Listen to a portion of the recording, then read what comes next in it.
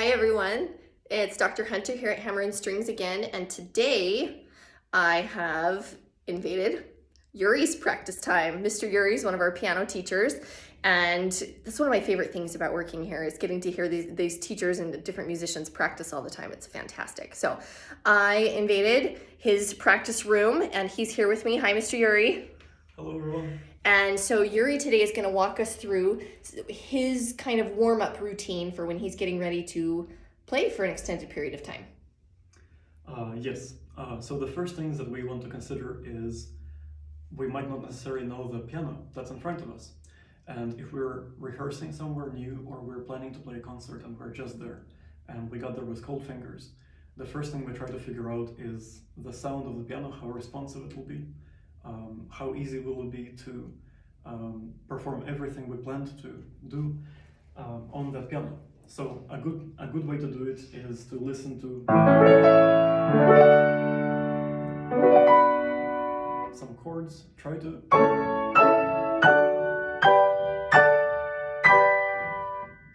trying to balance chords, seeing how malleable really are the keys and how well do they behave and obey the fingers. Yeah, and the registers too, high and low. Yeah. Different registers. Sometimes you're going to have some out of tune notes that you're going to have to find out before you play so it doesn't surprise you and throw you off when you actually start playing with those notes. Yes. Things like this. Then when I'm just warming up, if I'm not at the piano and I'm just waiting to warm up, I like to keep my hands on my thighs just so the fingers get warm. Usually my fingers get really cold, and I know many people who have this issue where their fingers just can't warm up. So yeah, hold them like this, but help them warm up without moving them too much. You don't want to immediately go into warm-ups with just cold fingers if you can help it. And then if you do warm up, I prefer to play pieces from the actual piece that I'm working on with somebody, right? So if I'm accompanying someone, I play the different chords. Let's say, for example,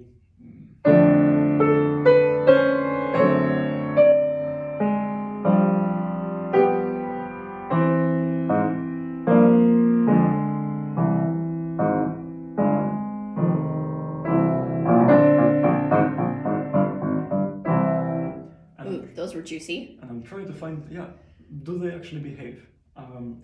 I'm trying to use much bigger sound than I would do actually in the performance, just to figure out that the keyboard responds well to me, and I need heavier sound for that usually. Also, it is to help the fingers warm up. If you play very lightly and you try to warm up like this, it won't really do much for your circulation. So let's say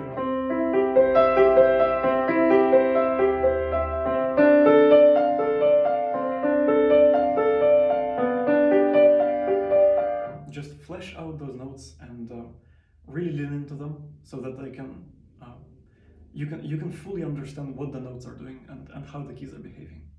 And your fingers are also going to thank you for it, because they're going to be doing much more work than when you actually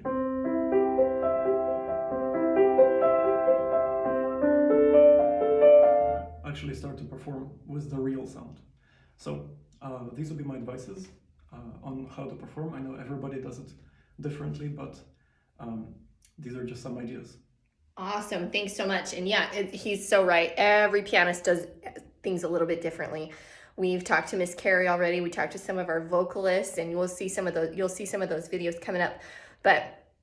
So thank you, Yuriy, for taking us through that. I loved some of his comments that he made, and some really good ideas to think about, especially when when you're going at this from the perspective of a new piano. Us pianists, we don't have the luxury of carrying our instrument with us everywhere we go. So every instrument that we perform on is new, and you got to get to know it a little bit. So that's it for today, and we'll see you in some of our other videos. Thanks.